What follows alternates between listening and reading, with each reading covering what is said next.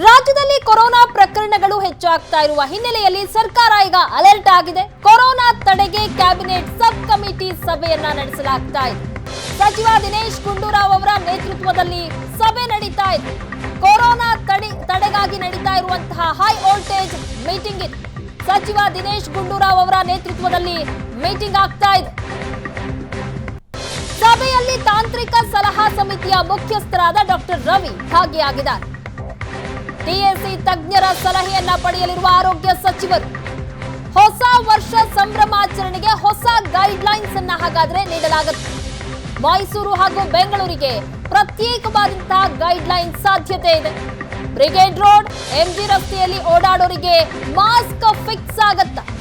ಹೊಸ ವರ್ಷದ ಸಂದರ್ಭದಲ್ಲಿ ಬ್ರಿಗೇಡ್ ರೋಡ್ ಹಾಗೆ ಎಂಜಿ ರಸ್ತೆಯಲ್ಲಿ ಮಾಸ್ಕ್ ಕಡ್ಡಾಯ ಮಾಡಲಾಗುತ್ತೆ. ಏನೆಲ್ಲ ರೂಲ್ಸ್ ಗಳನ್ನ ತರಲಾಗುತ್ತೆ ಅನ್ನೋದು ಈಗ ಸಾಕಷ್ಟು ಕುತೂಹಲಕ್ಕೆ ಕಾರಣ ಆಗಿದೆ. ಹೋಟೆಲ್, ಬಾರ್, ಪಬ್ಗಳಲ್ಲಿ ಸ್ಯಾನಿಟೈಸೇಷನ್ ಬಗ್ಗೆ ಸೂಚನೆಯನ್ನ ನೀಡುವ ಸಾಧ್ಯತೆ ಇದೆ. ಈಗ ಮಹತ್ವದ ಮೀಟಿಂಗ್ ಆಗ್ತಾ ಇದೆ. ಮೀಟಿಂಗ್ ನಲ್ಲಿ ಯಾವೆಲ್ಲ ವಿಚಾರಗಳನ್ನ ಪ್ರಸ್ತಾಪ ಮಾಡ್ತಾರೆ, ಏನೆಲ್ಲ ಗೈಡ್ ಲೈನ್ಸ್ ಗಳನ್ನ ತರುವಂತಹ ಸಾಧ್ಯತೆ ಏನು ಅನ್ನೋದು ಈಗ ಕುತೂಹಲಕ್ಕೆ ಕಾರಣ ಆಗಿದೆ. ಈಗ ಇಡೀ ರಾಜ್ಯದ ಜನ ಈ ಮಹತ್ವದ ಮೀಟಿಂಗ್ ನತ್ತ ನೋಡ್ತಾ ಇದ್ದಾರೆ. ಯಾವೆಲ್ಲ ರೂಲ್ಸ್ ಗಳು ಜಾರಿಯಾಗುವಂತಹ ಸಾಧ್ಯತೆ ಇದೆ ಅಂತ.